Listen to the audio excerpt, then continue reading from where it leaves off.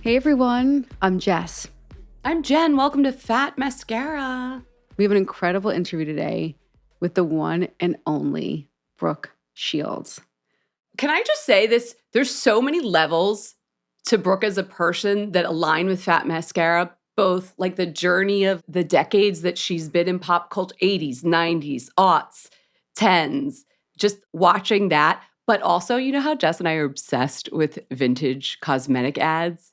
How many of them feature Brooke's face? Seriously. And, really on Fat Mascara, we're always talking about image, being looked at, how we look at people, the implications of that.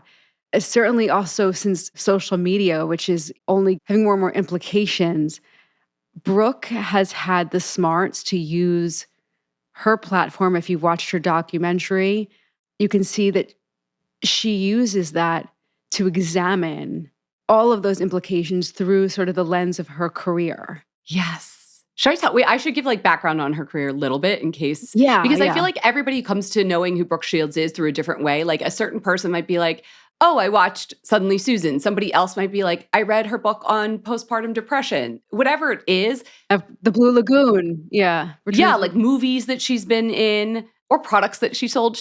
I remember the crimper. There was a crimper that like my mom had bought for herself, I think. So it was still in my bathroom in the 80s, like that when I was like starting to Anyway, sorry, Brooke. She's listening and she's like, maybe she's listening. Do you think that our celebrity guests always listen to their episodes?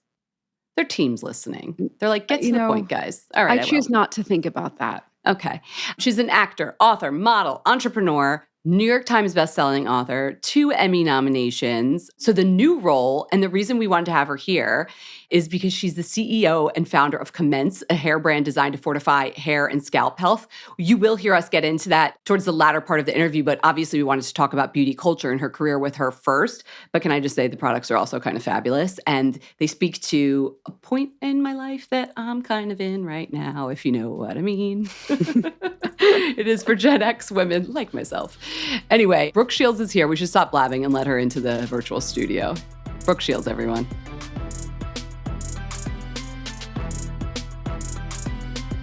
Brooke Shields. I mean, how many people get to say, like, what's up, Brooke? This is amazing. I'll answer to anybody. They say, what's up, Brooke? I'm like, oh, hey, fine. What's up with you? Brooke, I mean, this is just so incredible to have you on Fat Mascara. What a feat. Are you in I can say that, like, I mean, you've been very public. You live in New York. Are you in that, like, fabulous West Village? Are you still in the West Village? We're in the West Village, yeah. Oh, my. You have, because you've had your home photographed. It is absolutely stunning. Thank you. Absolutely stunning. Okay. I hope I'm not breaching any security measures. No, okay. I mean, I watch all those magazines. I look at all of them. And then it only looks like that for the day. And then they actually put everything back to where it is. And then it's stuff like that behind me with all the condiments. It's slightly smoke and mirrors, but lots of dog food, lots of good. pee-pee pads, lots of, and that's for my husband. So my favorite thing to do is interior decorate. You just have the most phenomenal house, your favorite celebrity house. Okay. New movie is out, Mother of the Bride. How was that to film? Congratulations. Thank you. We're so lucky that we got this filming in and under the wire before the strike. We filmed it in Thailand for months, and it was hotter than Hades. Is that what they say? I don't know who they are, but it was one of those things where it was an incredible cast, and we were all together. We were all we had. And we're in a foreign country, nobody speaks the language, and we're all in one hotel, sort of one room apart. And it really created this sense of camaraderie and a friendship that made the actual work day, which was long and difficult and hot and, like every shoot. But it made it enjoyable because we had each other, and we were able to work with Mark Waters, who was very precise of what he needed. Once he got what he needed, we were able to actually do what we do. We had some of the best improv actors in our cast, and once we got to just play, it was a unique experience. Well, it looked like you were having fun, so you can tell. We were. So, Jen and I, we do our research before we interview someone, especially somebody of your caliber. We do our homework. So, Last night I was listening to interviews with you, podcast interviews. It's easier to do podcast listening and interview prep. So listening to this interview you did with Kara Swisher, who's amazing, and something you said really struck me, and I said I have to bring this up. You said your story, your Brooke's story, was everyone's story because Kara was doing this big buildup about how just unique and like otherworldly your experience was, and you were like, no. Your story was everyone's story. And I'm like, what do you mean? I've said that for decades because while my story has been played out in a surreal way, what we were talking about, the house, in the architectural digest vision way with the fresh flowers and the candle burning and the fire and all of that. Yes, is seemingly what's going on. And it's not untrue.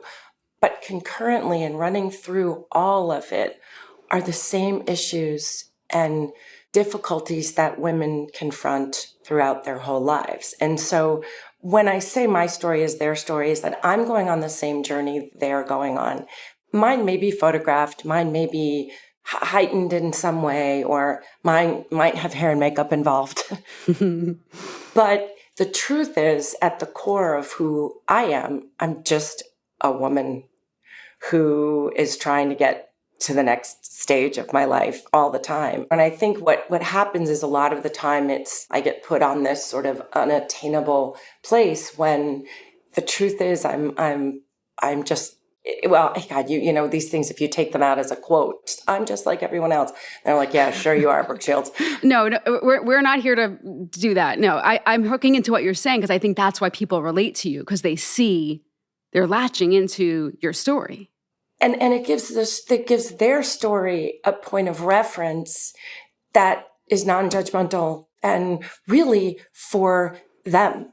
Because it's like postpartum. The book on postpartum is a perfect example because it's one woman's experience. But because I garner attention or I'm in the public eye, we're able to bring that story to many and say, you know what, listen, not if I can go through it, everybody can. That's not the message. Here's a woman going through this. She's a public figure. Nobody is exempt from all these difficulties that women face. So use me as just the conduit to understanding your story, and you're not alone. So I think that has been my approach, which feels not self-serving. It's hard when you're in the public eye. Everything feels like it's all about you. And to me, the only reason why I'm in the public eye is to make it about other women.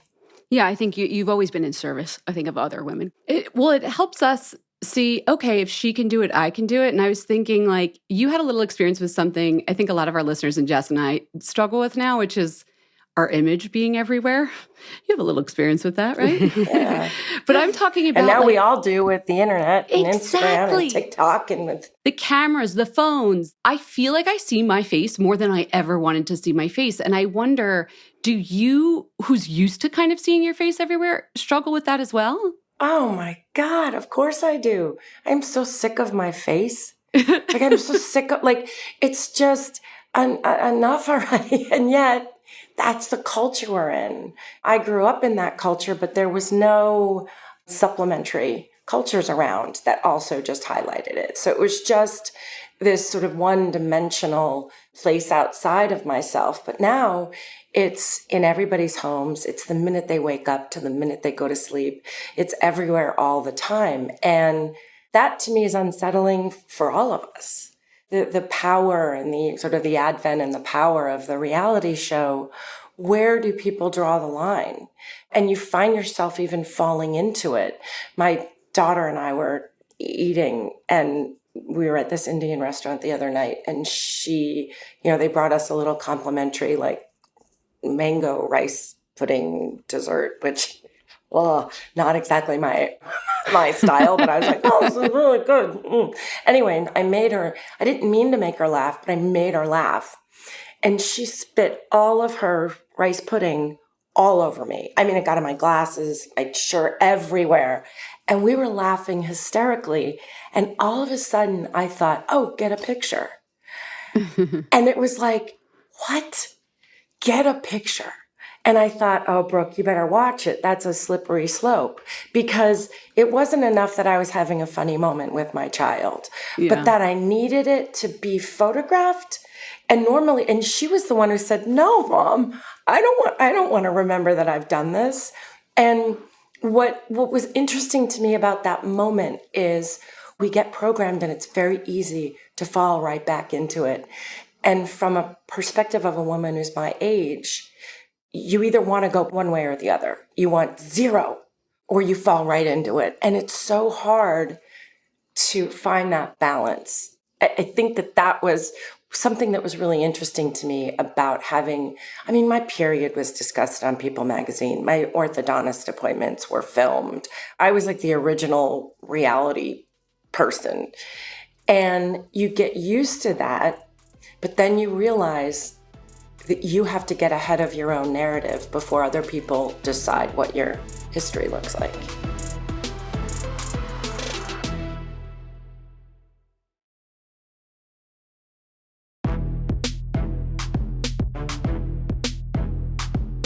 In the past decade, there's been a lot of talk about how women are portrayed in media.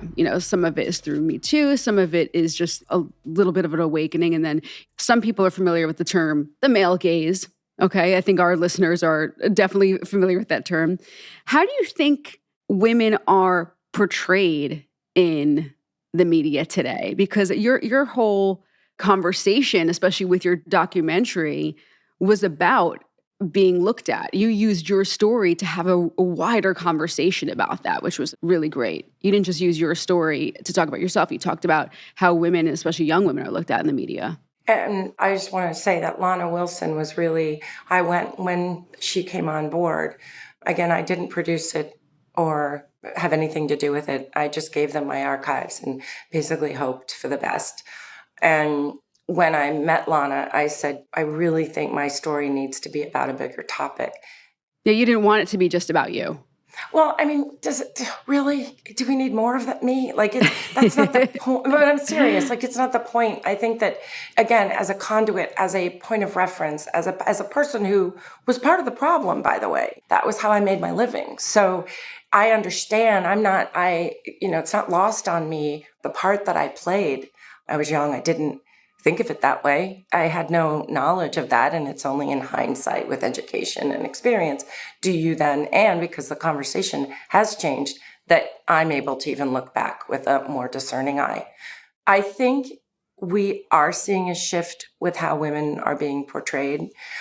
I think it's confusing, at least for me, because it feels like the pendulum swings so far in each direction. There's the conversation we have at the end of the film with my daughters, and they believe they're owning their power by putting themselves out there on their own terms. I do think women are being portrayed slightly differently. It's not just from one angle. It's not just from the male gaze. So I think there's been progress with regards to body shaming and being able to speak up against that, and where you own your image versus someone else taking that image. What my young people don't understand in my household is that whatever they put out there, they no longer have control really of how that image is being perceived. Especially on something like social media. Yeah, and they may feel empowered by it, and that is their prerogative. But it's a delicate conversation. This is your story being our story, by the way. Like, you had to go through this. Now, what we all are going through is non-famous people. So in a way, this is just adds to what you were speaking to earlier of like, I've been through this. But also, it's difficult when beauty is your currency. Do you know if that has been labeled a currency, right? So how I looked got me a house, got me an education, got me a car, got us a vacation, like all those things. So there's a currency in that, right? And as I grew older, I realized that was not my only currency. But I have a young daughter who's entering into the modeling world concurrently to going to college in September. But she hasn't yet learned that her value supersedes just her beauty. And that's something that's really hard to teach someone when it's so powerful and it is met with nothing but praise, nothing but gazing and praise, and it makes her feel good. I also feel like the currency that we put on beauty right now, and I say this as somebody who's made their whole living in the beauty industry, I don't really see it. I don't know. Ask me at a different time today. I might have a different answer. I feel like there's so much emphasis on beauty right now, even though you said, look how far we've come. We're doing so great. Sometimes I feel like we put a lot of emphasis on beauty right now. And it's like, I feel like girls, you look at the stats now, it's like most college graduates are girls right now. I talk to girls, like younger girls that I work with, I interact with, the babysitters, I am in touch with younger girls. They're brilliant. They're so smart. So I'm not saying that younger women are only putting emphasis on beauty. I'm saying that there is a very strong emphasis on beauty that I do not see going away.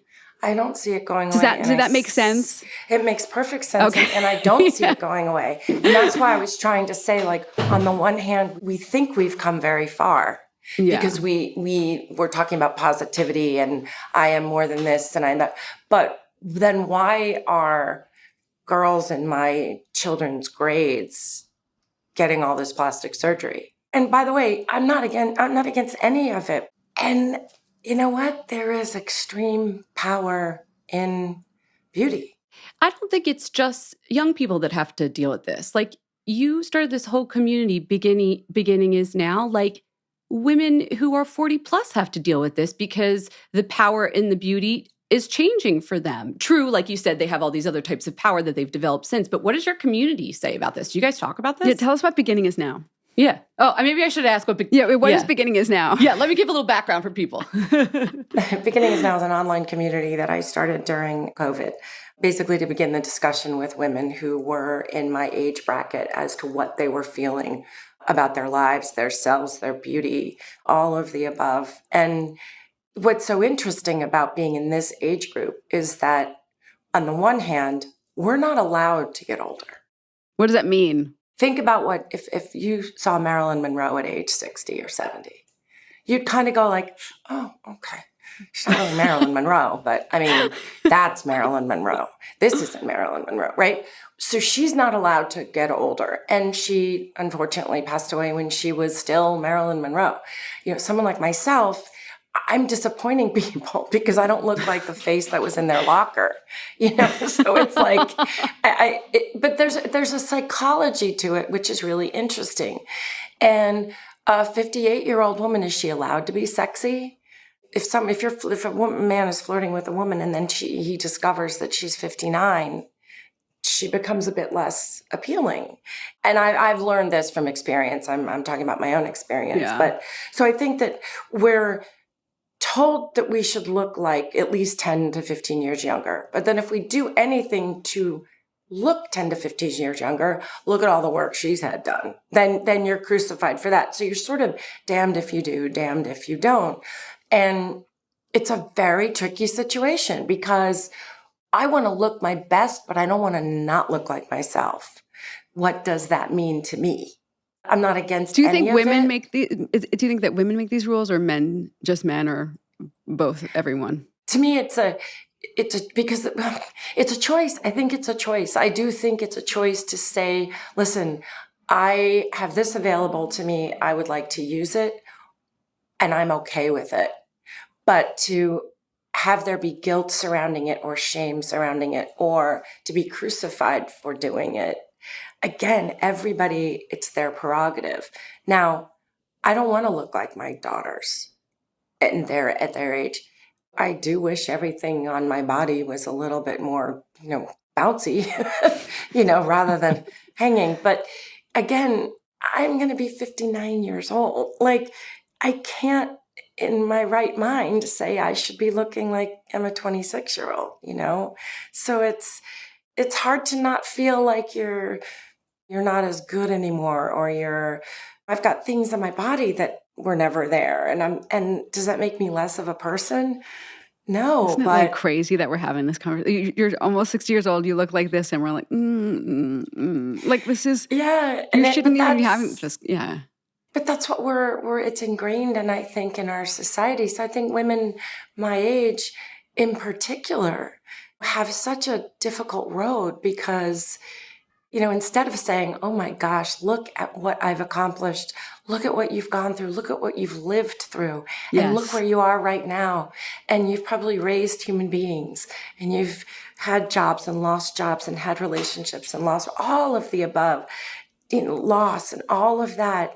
And if you're still intact in this era, why not be able to celebrate it? So in listening to this community, it just started as a conversation. And women just started coming to it. And we started having these big discussions about what they were feeling in all categories. And it was so empowering to me to be surrounded by women my age and have us all learn from each other and celebrate each other and our differences and diversity and really sort of say, what do we want our lives to look like? And what was interesting to me was the beauty piece was the most fraught. And it was the piece that they wanted the most discussion surrounding. Because there's no clear answer. No, and so It's you the have messy to, stuff that's interesting, right? right, and that's the stuff that I find interesting to engage in. So I did this sort of quietly, and I did it very considerately. I just wanted to really, I'm very tenacious, but I wanted to really know what they at their core wanted. And you can go to the emotional, that is ongoing. But at the core, they wanted problems solved. Hair thinning, hair becoming coarse, scalp itchy, greasy hair, not wanting to wash their hair all the time. If you have a good hair day, you feel like your whole day is going to be better. All these things that are just Yeah. true. Was hair a big pain point? Like, as we're talking about this aging conversation, I was just thinking about face. Yeah, people talked about face very quickly, but also I've noticed that there's so much in the cosmetic and skincare that it's daunting to people, right? There's so much out there. How do you know what to choose? And it's so personal. But hair was a universal theme that all the women over 40 were experiencing in a very similar way. Hair loss, texture, scalp health, all these things. It's one thing to say, oh, wrinkles, but it's another thing to say, I used to have really thick, gorgeous hair, and now it's thinning here, and I don't know what to do about it. And, the last time this happened to me, it was after I gave birth or whatever it is. And so there was this universal theme about how fraught women's relationship was and continues to be with their hair. And from that, I realized that I needed to do real research as to, was there white space in this area for this demographic in hair care? And what we found was extraordinary. In the beauty industry, it's extremely hard to find white space. Yeah, we want to ask you about Commence. Before we get into this little white space, I have to ask, since your story is our story, what was like your worst hair experience in your life? Oh, well, I won't name names, but I mean, listen, not including the time in high school that I got my hair feathered and permed, which That was those don't go together. nope. And I can't my even picture it. I can't bed was actually. opposite an armoire with a mirror. And I remember sitting up in bed looking at myself and just bursting into tears. And it was a huge disaster. Like, it just really was. And somebody should have stepped in. But Mistakes were made. Does anybody feather anymore? Like, is that even like a skill they teach? it might be coming back. Oh It my just God. might be coming back. My daughter came into my room the other day and she had all of her hair down here and she had scissors. I go, what are you doing? What are you doing? You're not 5. Like, what are you doing? She goes, I got this, Mom. Don't worry. She goes, I'm creating wings. And I'm like, oh, feathers. My And God. so, and literally it went like this. And I thought, oh God, see, it's not going out. She's It's not, making like wings with her hair, with her yeah, hands. Oh my wings, God. which is sort of 70s, but listen, it all just comes back around. But that was like my most traumatic, and I was 15 or 16. Recently, I was, about in like the last 10 years, I was working with some product, and my hair started falling out, like clumps of it. And here I was under contract and having to, say like, I don't know what to do. I can't. And very quickly, the whole project went away because I was not the only one going through that scenario. And that basically was the first time that I started really looking into the root of the problem, no pun intended. But, people talk about skin and they think of the pores, right? Well, the scalp is skin. So the pore is where the root comes from. And if that's clogged and that's not healthy and that's not being nourished, well, your hair from the moment it grows to the tip is going to be weakened and going to be compromised. So that was a huge eye-opening experience for me because I've been so associated with my hair, and my hair has been probably my strongest armor in my life. It's always been bigger than I am, larger than life, so to speak. No, but it's always sort of Like a preceded security me. blanket. A security blanket. And I remember my mom saying to me once, she was in cosmetology school and she had the worst hair ever. And nobody wanted to get paired with her because she said her ponytail was like this big. And she said, people would groan when they got her and they picked her. And because they just didn't, even the best of the students couldn't do anything with her hair. And she said, and when she was pregnant and she had a shoebox full of vitamins, she said, I'll never forget, I was standing on the corner of 3rd Avenue and 71st, and the wind blew, and I could feel my hair blow. And because she was on all these like hormones and vitamins, and probably not hormones then, but all these vitamins, and she said, I just felt so beautiful. And my mother was a beautiful woman, but her hair was what made her feel beautiful, and she never had it. And so I remember thinking, wow, it's such an emotional That's a memory, yeah. piece in your life is our hair. And even my youngest daughter was like, Mom, I noticed you're going gray. I was like, thank you. And she said, I think you should cut all your hair off, let it all go gray. And I said, and what, wear matte red lipstick and open up an art gallery? I was like, you have a whole image of what you want me to be. And you're like, Yamamoto clothing and red lips. And, I was like, you've watched this in some Sex and the City episode or something. And you want your mother to be that chic 80-year-old. And I was like, I'm not yet ready to go gray.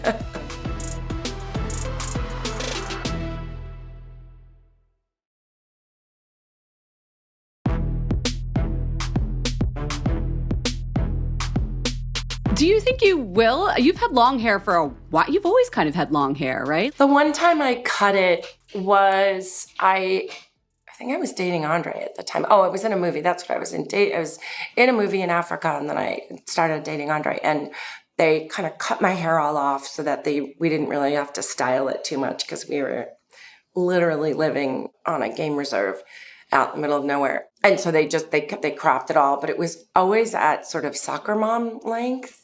Yeah. Zero sex appeal. Like it had zero She's sex motioning appeal. a bob, just for those who But it's not, no, bob A would bob be like, can be sexy, though, No, right? it was like the in-betweeny. Okay. it's sort of somewhere between here and here. Like either go here or go long, but this sort of middle ground was soccer. just, Okay, it is soccer mom. It's soccer mom. And, God bless soccer moms standing outside at those locations all the time, every single day. Did your kids ever do sports like that? Yes, they did all the sports, volleyball, basketball, soccer, softball, all of it. Did you have to go to all the games, or did you Yeah, I did. I mean, I went to a good portion of definitely all the basketball games and all the volleyball games. The outside ones, I was like, are you going to play softball in college? They're like, no. I'm like, okay. Then tell me the games you want me to come to. But no, I mean, there's nothing like cheering your kid from the sidelines. But once they got older, their bigger tournaments were like a really big deal. And it's the parents that I have the problem with, not the kids. They're the tricky ones on sidelines and in the stands. But anyway, so soccer mom length, that was the only time I'd really ever had short hair. And my face just looks much bigger with short hair. Like I've got a jaw and like a bigger You like the face. length to... I need a little bit of lengthening so that I mean, that's my opinion of my face. So for Commence, what are the key products that we need from Commence? So when we started this, there's a 2-in-1, right? There's a 2-in-1. There definitely is a 2-in-1. I love a 2-in-1. I like speed. I like speed. The whole thing came from the community needing and wanting answers. Then I started to look at the difficulty of all products. Everything is so difficult. Everything takes time. Who has the time anymore? Especially because it's like sit for 15 minutes in the shower, read a book. Yeah, exactly. And so I need efficiency, but I still want to feel pampered, and I still want to feel like I'm beautiful, and I still want to feel like I'm at my best. But I don't want it to be so confusing that I have to look at the QR code to just see what to do. So I said, I don't want to wash my hair every day. I don't like the idea of drying my scalp out every day.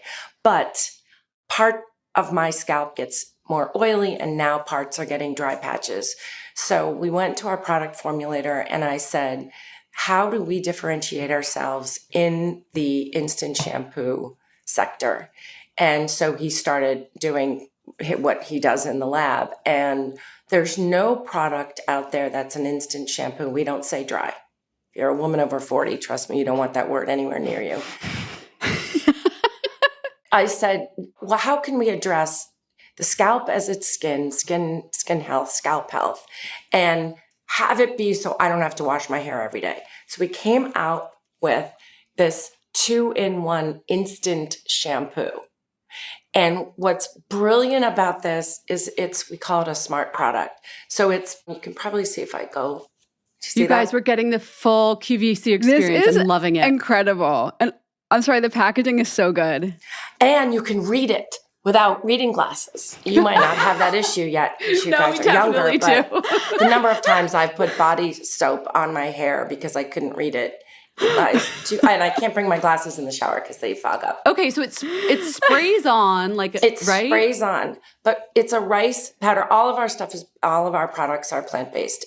They spray on.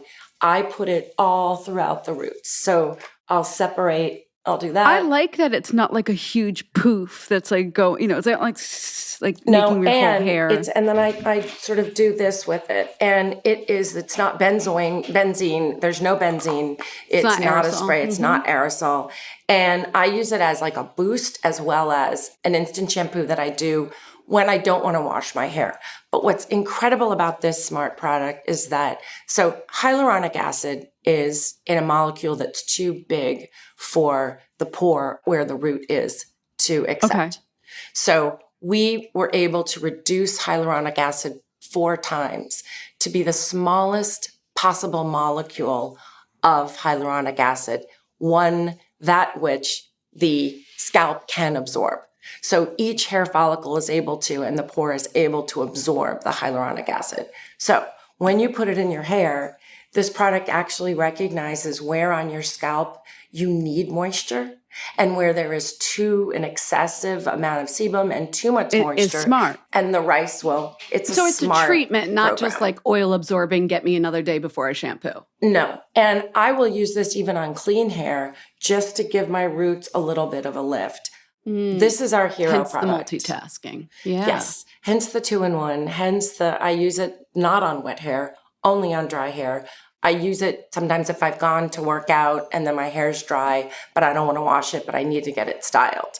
So I'll do that. And when you massage it in like this, I just do it in section. When you massage it in, the massaging activates the hyaluronic acid. So it bursts it through because it's encapsulated. Hyaluronic acid is actually encapsulated. We're getting a little serum, like our powder. face serum, but for our scalp. Yeah, but it's in there. So you wouldn't be able to find any product on the market that is an instant shampoo that has hyaluronic acid in it. So that's our first product. That's our hero. I didn't want us to start out with 9, 10 products because it's too much. We haven't really established ourselves as experts yet. I'm a famous person who has hair. right? Doesn't mean that we are a brand that's an expert. So what we have to do is we have to establish that. It doesn't? Could have fooled me with the world we live in today. But that's the thing is, but customers are smarter. Yeah. Is this just another celeb slapping her face on something? And they're tired of it. They see right through it. They get it. So I said, let's have the efficacy of the products be so strong that it speaks for itself. But it hasn't spoken. I don't care if Brooke Shields made it. It's good stuff. No, yeah, because again, yeah. I say this all the time. I can sell almost anything once, but we need the repeat. This needs to be something that you can't live without. I'm trying that shampoo. But that's what we set out to do, and I know we succeeded. I love the nostalgia of the packaging. Was It's that so purposeful? good.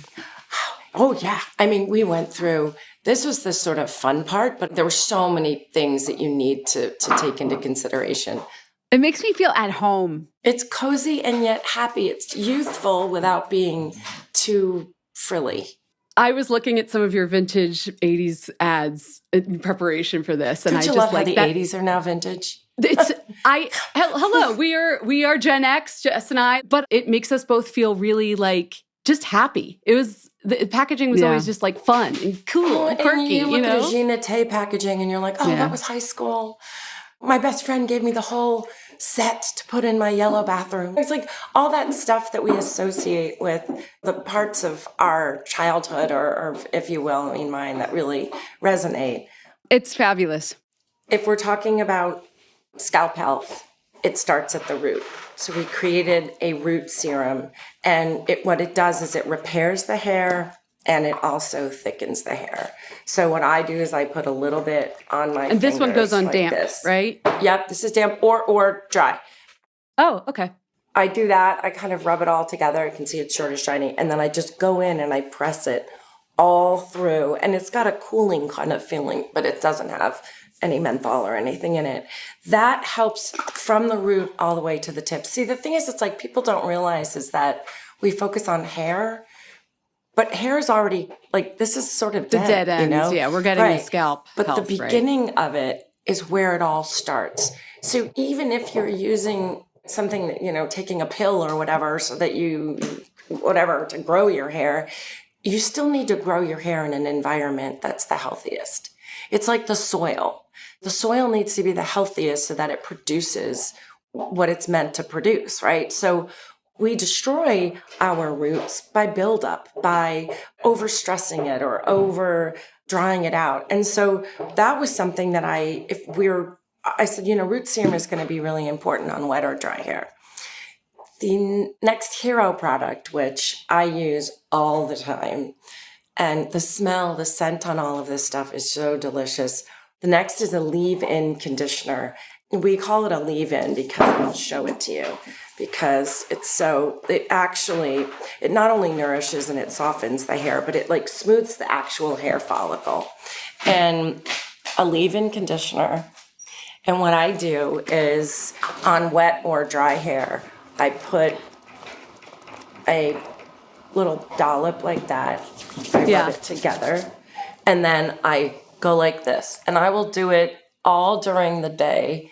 I just have to say to our listeners, this is surreal. We're in Brooke's kitchen with like Brooke's people and her dog, and she's doing her hair for us and squirting out products. And I feel like this is so natural. Like this is like peel back the 80s ad that I remember you from, and I'm like, now I'm behind the scenes with you. We're getting a private hair tutorial. I need that at my desk. This is unreal. Are you going to get the crimper out next? Oh, God, I still have mine. Benders. Get benders. But here's the benders. But here's the thing. Like, I will carry the instant shampoo in my purse.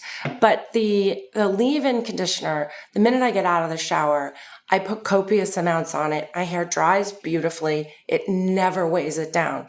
And the interesting thing is when you go into the lab, this is the stuff that I like because... This is where the Princeton comes out, guys. Well, because this is the stuff that it validates it for me and it teaches me so that I'm speaking from a place of knowledge rather than just what I'm told to say, right? Yeah. So when you look at what's called tensile strength, They take one individual strand of hair that has been treated for a period of time with the root serum and the leave-in conditioner. Sometimes they do it with just the leave-in conditioner.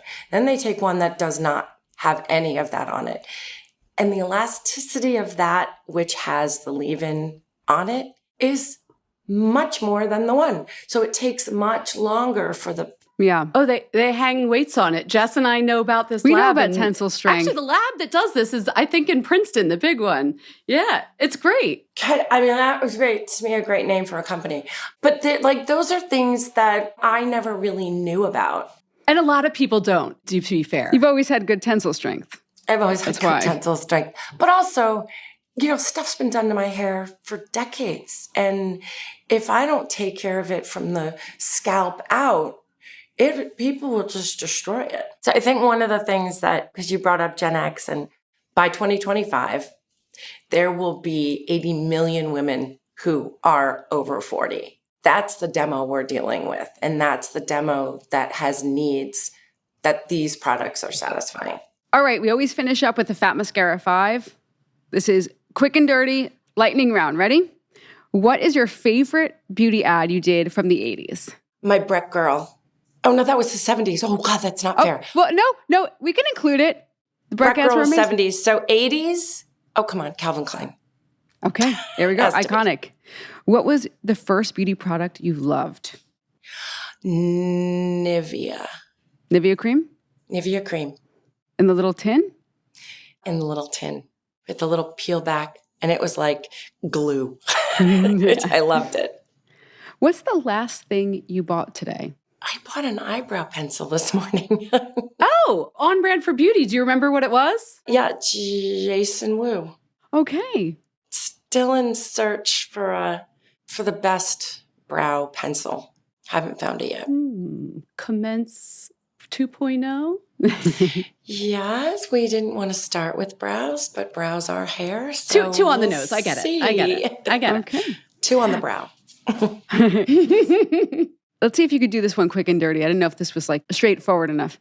Advice you always give your daughters. No means no. Okay, I like it. Direct and important. I love that. Okay, it's 11 a.m. on your day off. What are you most likely doing? Organizing. Why? I feel so bad. Boring. That is heaven. Take out all my beauty products. I clean up, put them all back. That is what I like to do on free time. I'm dying to do that. That's great. No, I love it. Which room are you starting in? Let's get down and dirty. I'm starting in the family room because that's where all my archives are and that's where all the stacks and stacks of things are. So I am cleaning it out, organizing I like your style. I told you, this goes full circle. Brooke's story is our story. Who among us wouldn't be organizing on their day off? My friend called me and said, I'm doing one of our favorite things to do. And I said, are you organizing? She's like, yes. And I was like, well, I've got my label maker out. Do you? Okay. She's upgraded it. Oh I my love God. that. We're so excited to try your products from Commence. We're so happy to talk to you. Thanks so much for coming on the show. Favorite packaging of the year. I'm saying it. I'm calling it now. Favorite Thank you. packaging. I know my friends, and yeah, you got her We can style read it. to a We T. can read Can it. you do one on a brown? Do you have a brown? Because I know that. Because Do you have a There's Pantone request? We didn't want it to be too autumnal. all right, but maybe for a special edition. Yeah, and there is a gradient palette that we are working with, and there is a more brown in it. Okay, I just like it. Just a brown is speaking to me. Am It's I got to be like horrible, chocolate, Jen? though. It has to be No, a rich you brown. are the 40-plus customer that Brooke is looking to reach, Jess. So you've got your target group of one. It reminds me of a Bamberger's, Bloomingdale's. Or Henry Bendel. Yeah. God, I used to model for all those places. Gimbals had a brown. Yeah, but the brown Gimbal. bag was mostly Bamberger's and Bendel's. Oh my gosh, you guys. I just it's so it makes me feel cozy. Brown with baby blue is a really chic combo, or baby pink. I'm so excited about this line. Okay, thank you so much, Brooke. Thank you, Thank Brooke. you. We hope you enjoyed the show. It's your reviews and feedback that help us make the podcast even better. Head over to iTunes to rate and review us, or email your thoughts to info@fatmascara.com. We also want to answer your beauty questions and hear what products you love. To share a Razor One product review or to ask a beauty question, email us at info@fatmascara.